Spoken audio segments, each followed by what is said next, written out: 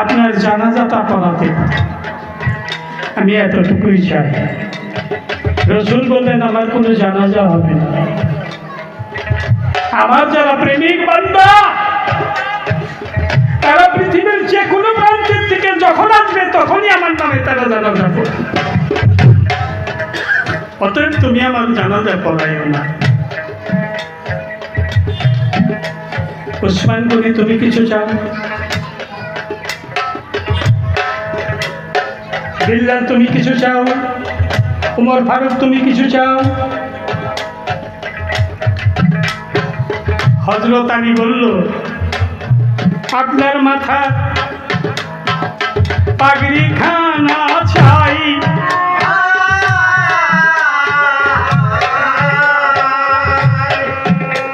এই পাগড়ি আমার পারের সম্বল, তাই ভিক্ষা চাই।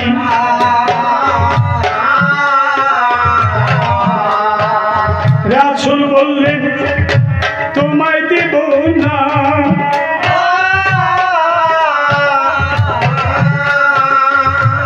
আমার একজন পাগল আছে তোমরা জানো না। সেই পাগলকে দিতে হবে।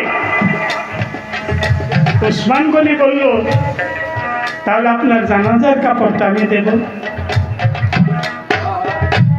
নবী বলছেন না, তুমি জানাজার কাপড় দিতে পারবে না। আমার জানাজার কাপড় আমার মা ফাতেমা জান্নাত দিবে।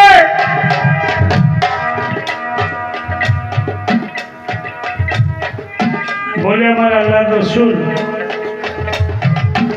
আল্লাহর হুকুমে ইন্তেকাল হয়ে গেলেন।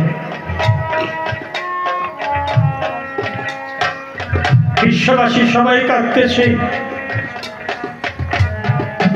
এখন জানাজার কাপড় যার পেটে ভাত নাই তারির কাছে বাবা হয়ে মেয়ের কাছে দাবি করে গেল আমার জানাজার কাপড় আমার মা ফাতেমা জান্নাত দিবে। আমার মা ফাতেমা জান্নাত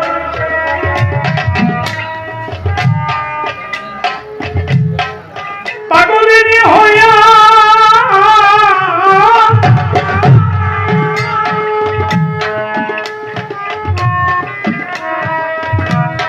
ওই বাবার মৃতদেহ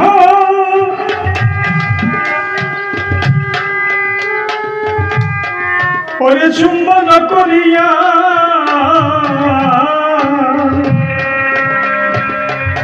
মদিনার রাস্তার পাশে গিয়ে বসে বসে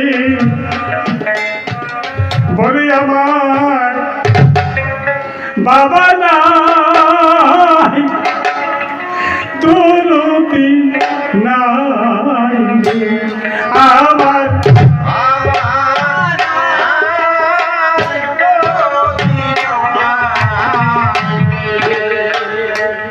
আমি বাবা হারা এদিন সাবিল এই নদুর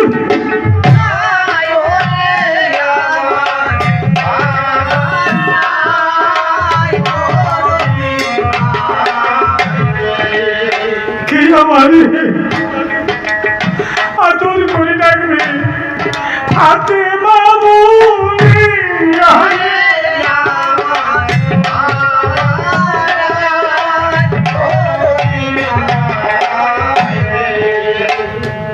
আমি চিরদিনে বাবা হারা গেলাম।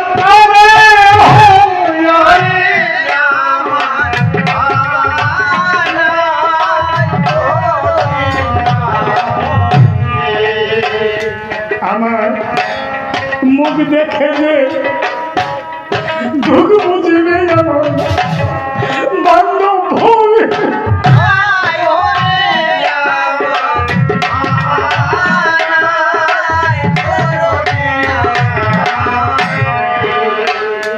আমার মুখ দেখে যে দুঃখ বুঝবে আমার বান্ধব কেউ